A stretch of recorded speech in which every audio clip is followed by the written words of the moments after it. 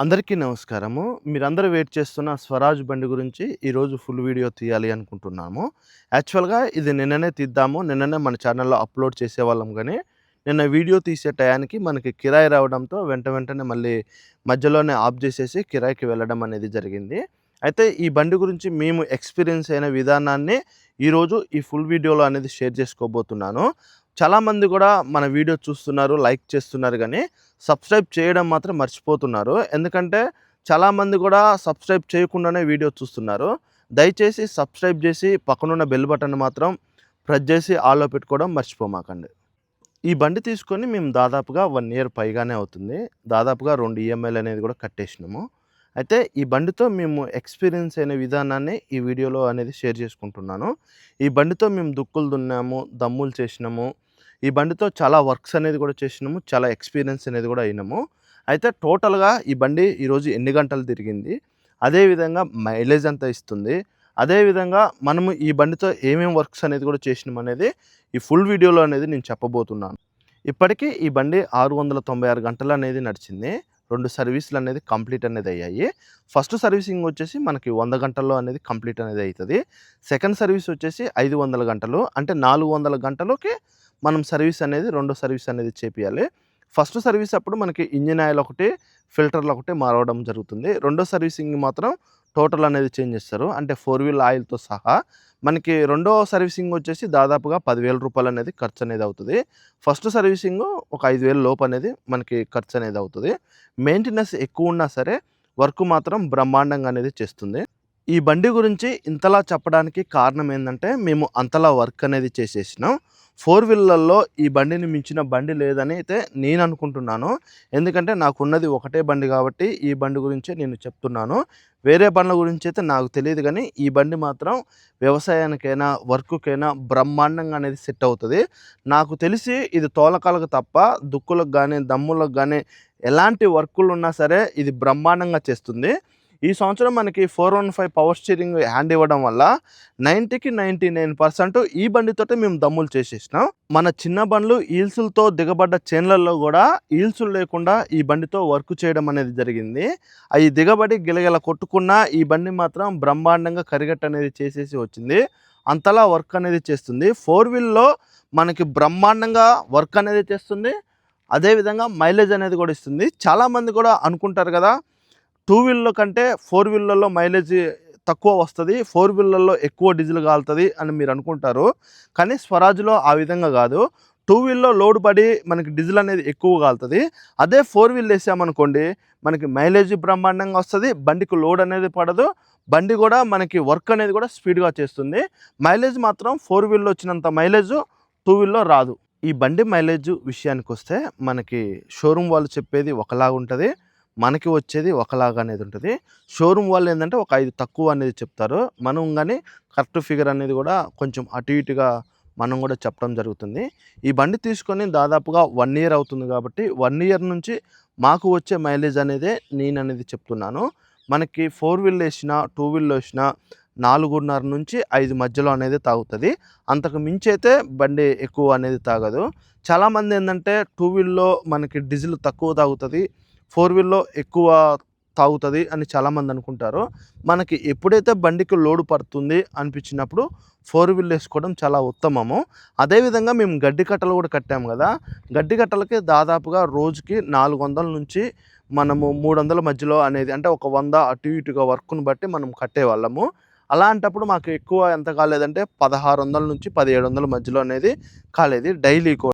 దయచేసి మమ్మల్ని క్షమించాలి. మేము బండ్లు కడిగిన తర్వాత దీని గురించి వీడియో తీద్దామనుకున్నాము. కానీ మనకొచ్చే కామెంట్స్ గురించి మేము తొందరగా వీడియో అనేది చేస్తున్నాము. యాక్చువల్‌గా ఎప్పుడో కడుగుదామనుకున్నాం.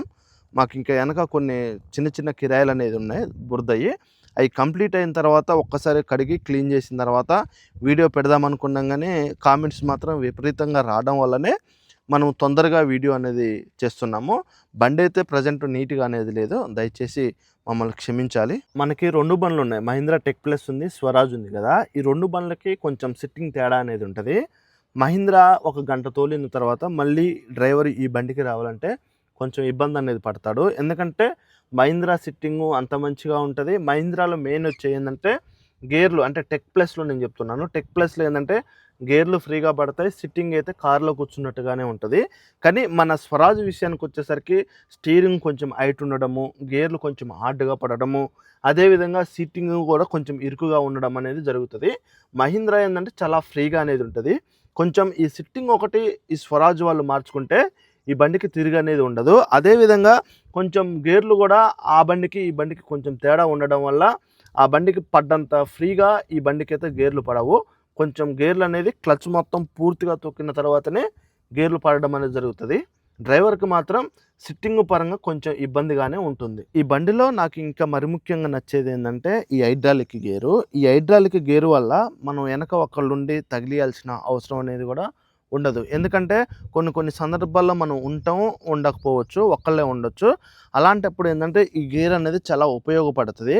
కొన్ని బండ్లకి లేదు కాబట్టి మనం ప్రత్యేకంగా ఉండి లేకపోతే వాళ్ళొచ్చిన దాకా ఉండి మనం వెనక తగిలిస్తేనే మనం వెళ్తాము. కానీ ఈ బండికి ఆ విధంగా గాదు. డ్రైవర్‌కి ఈజీగా మనకి గూడా తగిలిచ్చేటోళ్ళకి ఈజీగా మనం హైడ్రాలిక్ లిఫ్ట్ అనేది కిందకి దింపితే కిందకి దిగడము, పైకి లేపితే పైకి లేవడం అనేది జరుగుతుంది. ఈ బండిలో మాత్రం ఈ ఫీచర్ అనేది చాలా మంచిగా ఉంది. నాకైతే బాగా నచ్చింది. ఈ బండి హార్స్ పవర్‌కొచ్చేసరికి 48 హార్స్ పవర్ 50 రేంజ్. బండి మాత్రం వర్క్ ఎక్సలెంట్‌గా అనేది చేస్తుంది. మీరు మైలేజ్ పరంగా అయితే ఆలోచించాల్సిన అవసరం అనేది లేదు. మన మామూలు బండ్లకి దీనికి 1 లీటర్ అనేది తేడా అనేది ఉంటది. బ్రహ్మాండంగా వర్క్ అనేది చేసేసుకోవచ్చు. మరి ముఖ్యంగా ఇది తోలకాలకైతే నాకు తెలిసైతే పనికిరాదు. ఓన్లీ దుక్కులకి, దమ్ములకి మాత్రం ఎక్సలెంట్‌గా వర్క్ అనేది చేస్తది. అదేవిధంగా మీరు ఒకవేళ ఈ బండి తీసుకోవాలి అనుకున్న వాళ్ళు మాత్రం బ్రహ్మాండంగా తీసుకోవచ్చు. మహీంద్రా మన జాండీర్ బండ్లలాగా కటింగ్ అనేది కొంచెం దీనికి డిఫరెంట్‌గా అనేది ఉంటది. అంటే ఇది బండి పొడుగుండడం వల్ల, హైట్ ఉండడం వల్ల కటింగ్ అనేది దీన్ని షార్ట్ కట్ అనేది చేసుకోవాలి. మనకేందంటే అవి దగ్గర పోయి కట్ చేసుకున్నా మనకి ఎమ్మటే కట్ అనేది అవుతది. ఇది అలా కాదు. కొంచెం దూరంగా ఉన్నప్పుడే మనం దీన్ని కట్ అనేది చేసుకోవాలి. ఈ బండి ఏందంటే పొడుగుండడం వల్ల కటింగ్ అనేది కొంచెం మనం షార్ట్ కట్ అనేది చేసుకుంటే మనకి ఆ బండ్లలాగా కటింగ్ అనేది వస్తది. అదేవిధంగా ఈ బండి కొంచెం అలవాటైన వాళ్ళు మాత్రం మళ్ళీ మహీంద్రా బండ్లను గానీ, జాండీర్ బండ్లను గానీ తోలలేవరు. ఈ బండికే అలవాటు పడతారు. ఎందుకంటే ఈ కటింగ్ అనేది ఆ విధంగా అనేది ఉంటది. పొడుగుంటది కాబట్టి మళ్ళీ ఈ బండి కటింగ్‌కి, ఆ బండి కటింగ్‌కి తేడా ఉంటది కాబట్టి కొంచెం ఇబ్బంది పడే అవకాశం అనేది ఉంటుంది. ఎక్కువ కిరాయిలు చేసేవాళ్ళు ఈ బండి తీసుకోవచ్చా అని మీరంటే బ్రహ్మాండంగా తీసుకోవచ్చు. ఇన్‌కేస్ దమ్ములు ఎక్కువగా ఉన్నవాళ్ళు మాత్రం ఈ బండినైతే వెనక ముందు ఆడకుండా అయితే బ్రహ్మాండంగా తీసుకోవచ్చు. ఎందుకంటే ఈ బండి మాత్రం దమ్ముల్లో ఎక్సలెంట్‌గా వర్క్ అనేది చేస్తది. అదేవిధంగా ప్లౌలకి గానీ, కల్టివేటర్‌లకు గానీ, రోటావేటర్‌కి గానీ ఎక్సలెంట్‌గా వర్క్ అనేది చేస్తది. మనకేంటంటే మరి ముఖ్యంగా రైతుల దగ్గర మాట అనేది రాదు. వర్క్ అనేది బ్రహ్మాండంగా చేయవచ్చు. ఫైనల్లీ ఇంతవరకైతే ఈ బండి గురించి మేము ఏ ప్రాబ్లమ్ అయినా ఫేస్ చేయలేదు. తీసుకొని 1 ఇయరే అవుతుంది కదా! ఒకవేళ ఇన్‌కేస్ ఫ్యూచర్‌లో ఒకవేళ ప్రాబ్లమ్ వస్తే మాత్రం దీనివల్ల ఏం ప్రాబ్లమ్ ఉంది, ఎక్కువగా వచ్చే ప్రాబ్లమ్స్ ఏందనేది కూడా నేను ఒకవేళ ప్రాబ్లమ్స్ వస్తే మాత్రం ముందు వీడియోలో అనేది చెప్తాను. నేను ఎక్స్‌పీరియన్స్ అయిన విధానాన్నే చెప్తున్నాను. మేము చేసిన వర్కుల గురించి మేము చెప్పినాం. మైలేజ్‌కి మైలేజ్ ఇస్తది. వర్క్‌కి వర్క్ చేస్తది. ఇంతకు మించి అయితే దీని గురించి నేను ఇంకా గొప్పగా అయితే ఏం చెప్పలేను. ఎందుకంటే వర్క్ మాత్రం బ్రహ్మాండంగా చేస్తుంది. మనకి ఎక్కడ కూడా ఏ మాట అనేది రాదు. కొంచెం డ్రైవర్‌కే కొంచెం ప్రాబ్లమ్ తప్ప అంతకు మించి అయితే బ్రహ్మాండంగా ఉంటది. వ్యవసాయం చేసేవాళ్ళు మాత్రం బండిని బ్రహ్మాండంగా తీసుకోవచ్చు. అదేవిధంగా మరి ముఖ్యంగా సొంత వ్యవసాయం ఉన్నవాళ్ళు మాత్రం అంటే నాకు తెలిసి ఒక 15, 20 ఎకరాలు మీరు సొంతంగా వ్యవసాయం చేసుకున్నా కూడా బ్రహ్మాండంగా ఈ బండితో మీరు తీసుకొని వాడుకోవచ్చు. ఈ వీడియో మీకు నచ్చిందనే అనుకుంటున్నాను. ఇంకా ఇలాంటి వీడియోస్ కోసం మన ఛానల్‌ని సబ్స్క్రైబ్ చేయడం మర్చిపోమాకండి.